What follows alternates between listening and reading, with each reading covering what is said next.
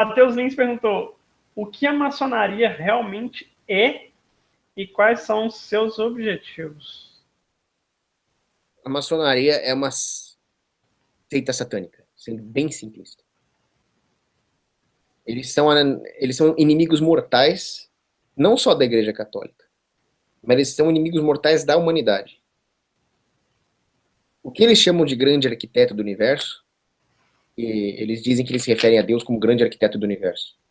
Na verdade, eles estão se referindo a Lúcifer. Eles seguem Lúcifer. Eles começaram como uma guilda, que queria uma reserva de mercado, queriam encampar a economia, mas o que eles realmente fizeram foi capturar o poder dos reis e usar o poder dos reis a seu favor, a ponto de controlar a economia.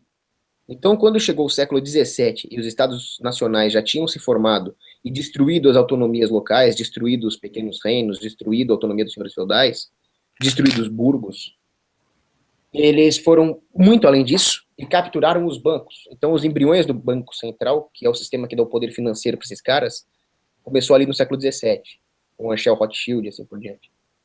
A maçonaria estava por trás de todos os planos políticos, militares, culturais, ideológicos que levaram a uma concentração do seu próprio poder. Por que eles fazem isso? Eles são precursores. Agora tem gente que vai rir de mim, mas eu vou falar o que eu acho mesmo. Tem que ter coragem moral. Eles são precursores do anticristo. Estão nas profecias de João e vários outros comentaristas da Bíblia, exegetas, dizem: o caldo de cultura do Império do Anticristo é um Estado mundial. É lá que ele vai surgir. A maçonaria serve diretamente ao anticristo. Então o que eles fazem? Eles fazem de tudo para manipular as instituições humanas no sentido de criar um Estado mundial. Então eles promovem a formação dos Estados nacionais, depois eles promovem a República, a Revolução Francesa, o Iluminismo, a destruição de toda a resistência contra isso, que seria a igreja, a família. Então eles promovem o gramscianismo, por exemplo. As guerras, o plano de dominação e destruição da Europa, que foram as duas grandes guerras mundiais, também tem a maçonaria no meio. Vejam o caso do Brasil, por exemplo.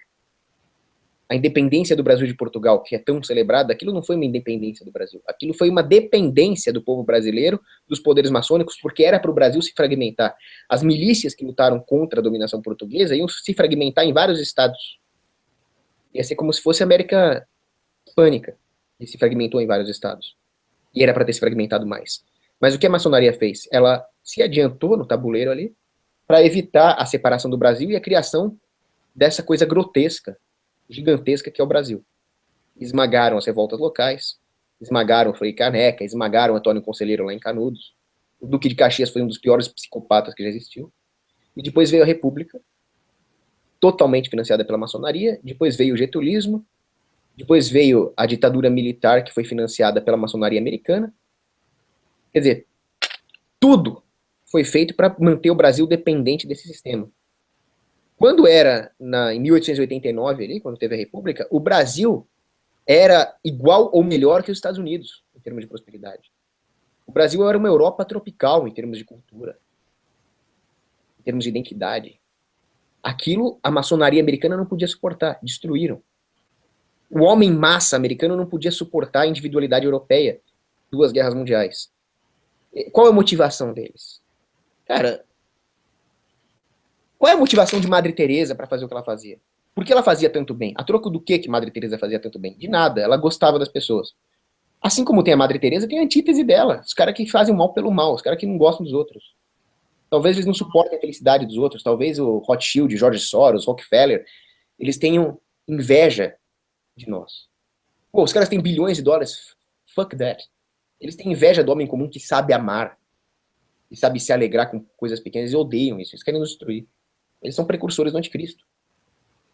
Não tem o Champinha, não tem os psicopatas pé de chinelo que torturam e matam? O que acontece quando tem o Champinha com bilhões? Acontece o Jorge Soros. É isso.